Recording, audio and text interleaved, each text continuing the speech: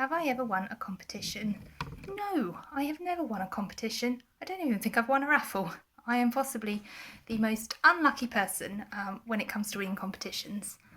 But I think maybe that's why I wrote about Children 101. Because the great thing about writing is that you can write about things that have never happened to you and things that you would quite like to happen.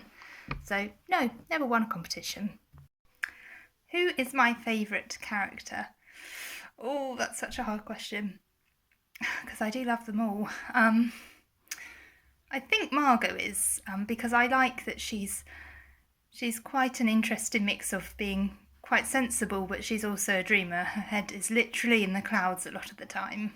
But Margot is also one of those people who you just kind of know that she knows everything, and if you have a problem, Margot will probably be able to fix it. But I do also love Luna, she's my main character, and Fabian is incredibly fun to write. But maybe Margot. Am I going to write another book about the island? Yes, I am. Da, da, da, da. And this is the cover. So this is called We Made a Movie. It is the sequel to We Won an Island, and it will be out next year. We're not sure yet. It was meant to be out in a couple of weeks, but because of everything going on with schools not being fully open and bookshops being shut, it has been moved sadly to next year. But there will be a sequel, and it is on its way, and it is actually finished. It's just waiting for the right time for it to go out into the world. But yes, We Made a Movie is the sequel, and it's set a year later, a year after the first book, the following summer. Where did I get the idea for my book? Soup. Genuinely soup. I was in a supermarket and I was looking at the the nice soup that you get in the cartons, and one of the companies was giving away a farm. You had to find a token inside one of the cartons of soup, and that lucky token would win the buyer a farm. And it's a bit like Charlie and the Chocolate Factory for posh adults. And I was looking at this soup and thinking about the competition, and then I thought, well, what if you won something even bigger than a farm? What if you won an entire island? So that's where the idea came from. And it's set in Scotland because my family originally from Orkney, and I was doing a lot of research into my family tree. So that's why I decided to set it there. And there are a few things that happen in the book that are possibly inspired by real life. There's a scene with an ice cream van that keeps breaking down, and that was inspired by my travels in a very untrustworthy camper van that I had that used to break down in the middle of nowhere for hours at a time. And a scene where the children let out a field full of cows, and that happened on my travels as well to one of my friends. So there's a few little stories in there that are kind of based on things that have happened to me or my friends. Is it fun being an author? It is. There are a lot of fun things about being an author. Writing is hard.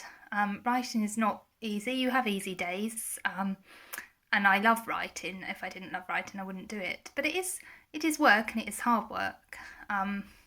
But it is also fun. It's really fun to go and live in your head and go to another place for a little while. And then you get to do lots of other really fun things like school visits and events. And you meet lots of other writers and form lovely friendships. So yes, it is fun being a writer, and I highly recommend it. If you like writing stories, then keep practicing and keep reading, because we need future writers. If I had to live in one place and never leave, where would it be? Oh, that's a good question. I think in reality, I'm probably never going to leave where I live at the moment because all my family are here, and I love being around my family. But in an ideal world, if I could choose one place, there are two contenders. One of them is Spain, because I love Spain. I love the beach, I love the market, I love the food.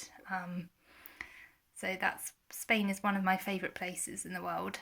But I think the one place that I would never ever leave if I went there again would be my grandparents' small holding.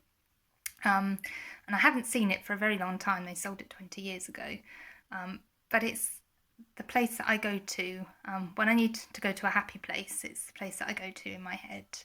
And it was just such a beautiful place, full of bright, colourful flowers that the chickens would rush out of when you called them. And we would go there and we would get to name the sheep and hold all the baby chicks.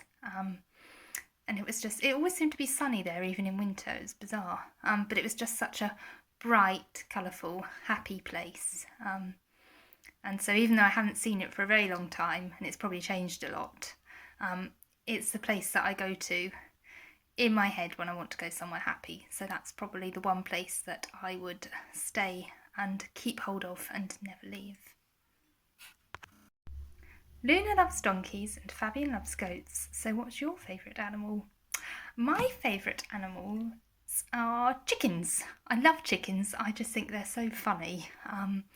And when I was little, when I would go to my grandparents' farm, we would get to go and see the chickens and hold all the chicks and call the chickens in to their chicken coops at the end of the day. And I have this image of them all running out of the flower beds down the garden at 100 miles an hour.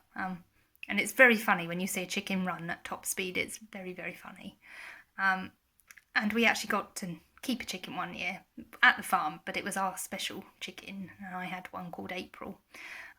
So I've always had a soft spot for chickens, and when I was little I used to take the eggs home from my grandparents' farm and try and hatch them in the airing cupboard, which never worked, and I don't recommend it because they just go rotten and then you get shouted at by your parents.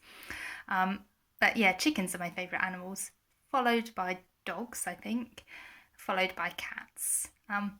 The one animal that I actually own is a cat, but she thinks she's a dog.